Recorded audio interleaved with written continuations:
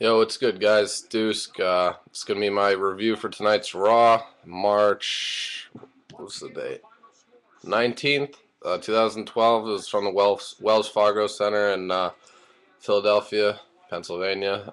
It's pretty good Raw. I really enjoyed it. I didn't really take any notes tonight. I kind of just, didn't really. There wasn't really anything noteworthy, to take down. So.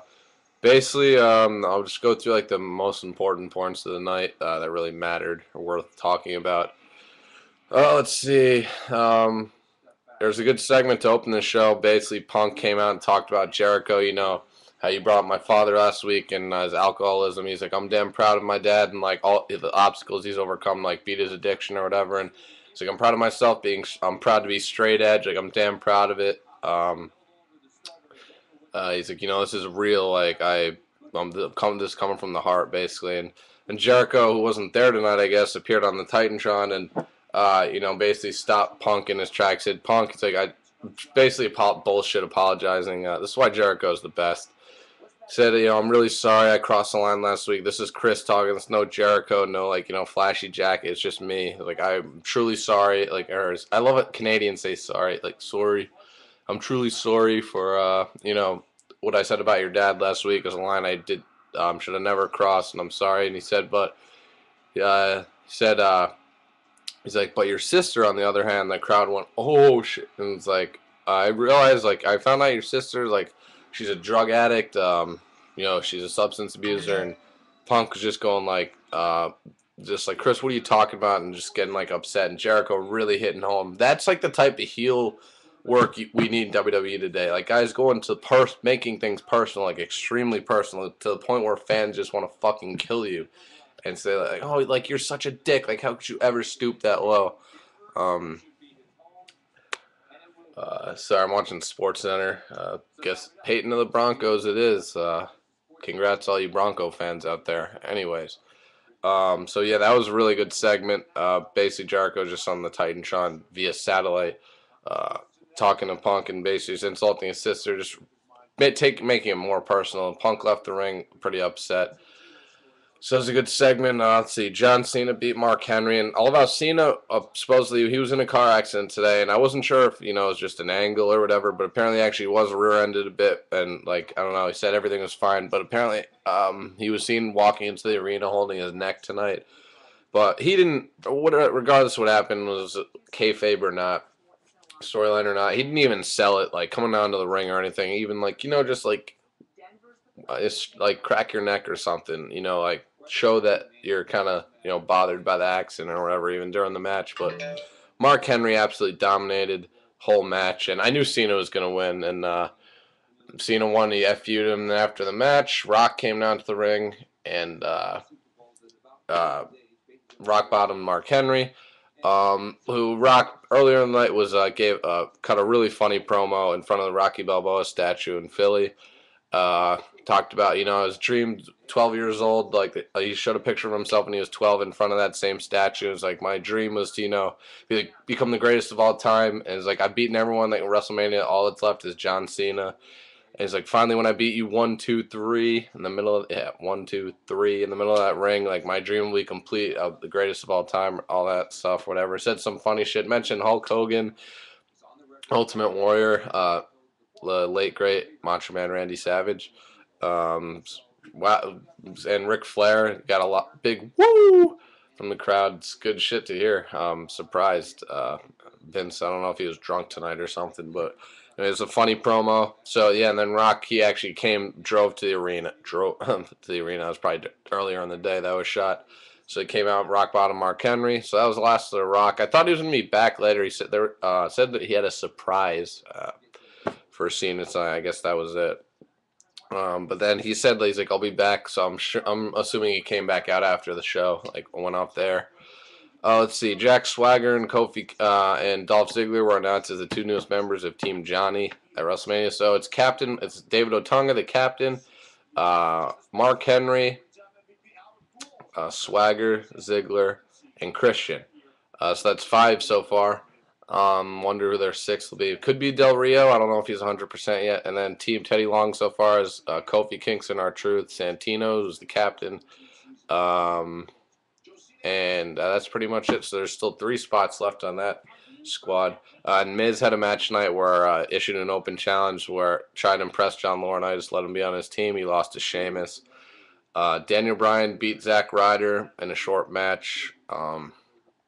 Made him tap out to the little bell lock. There's no really, not no Divas action. So I really didn't see Eve. I don't know why. I really wanted to see her. Like, I'm loving her now even more as she's heel. I think she's playing her part perfectly. So I don't know why Eve wasn't there tonight. They didn't have anything with her or Beth Phoenix. Like, Jesus. Your Divas champion, Beth Phoenix. Like, you don't do anything with her yet. When Kelly was your Divas champion, she was out on TV every Monday on Raw wrestling. Like, Beth Phoenix, you just don't use. Like, you don't even advertise her and put her on TV. Like, come on, it's fucking ridiculous. Anyways, there's always no point to debate about divas because they'll never get treated the way the ones who can work actually probably should, like Natalia and Beth. So, anyways, and Eve now too. But anyway, so yeah. They hyped that stupid tag match, Kelly and Maria Menounos from Extra versus Beth Phoenix and Eve at WrestleMania. There's a good segment actually with Cody Rhodes and Big Show tonight. Big Show was lost to Kane in a match, and Cody Rhodes is at ringside, and he handcuffed Big Show to the ring, to the ropes after the match, and put on boxing gloves and like beat the shit out of him, like was knocking, throwing lefts and rights, and before the match, Cody had like some funny mashup vid of Big Show's like failures at WrestleMania with funny music in the background. Just really funny. I actually was enjoying it. So yeah, Cody just kicked the shit out of Show tonight. The Big Show, he puts a lot of young guys over. Puts a lot of guys over. Like, he hasn't been world champion in a while, but I don't know if he deserved this tonight. Like, just getting basically almost humiliated like that. Wow.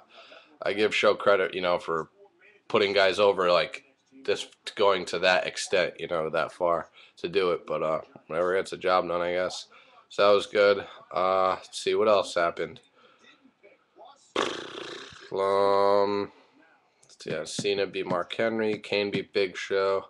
Then R-Truth and Kofi Kingston lost to Dolph Ziggler and Jack Swagger because Vicky, R-Truth put his foot on the ropes, but Vicky pushed it off. Ref didn't see it. And then Oksana was at ringside with Truth and Kofi, and she got into it with Vicky, and then a cat fight broke out and all that. And so that was good stuff, I guess. And Teddy Long slapped John Laurinaitis in the face earlier in the night, which was funny, I guess. And then basically the main event segment, which everyone was looking forward to, Triple H, Taker, and before I get to that, there was a vignette tonight for the return of A-Train, or his name's Matthew Bloom or whatever. But the promo that aired tonight was for Lord Sensei, and I immediately picked up on it because I'd heard rumors that they were in talks to bring him back.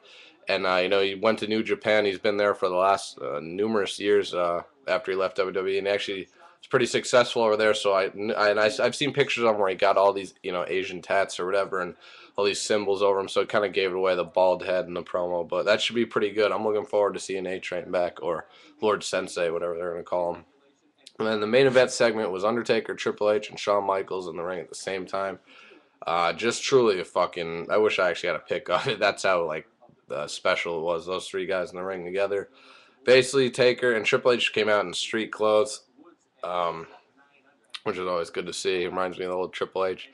But basically, Shawn, Taker were in the ring first, and then Taker cut Shawn off before he could even, start talking. And basically, he's talking about how, I told you last week, I want this match between me and Triple H to be pure, basically meaning he doesn't want Shawn to screw anyone, decide the outcome of this match.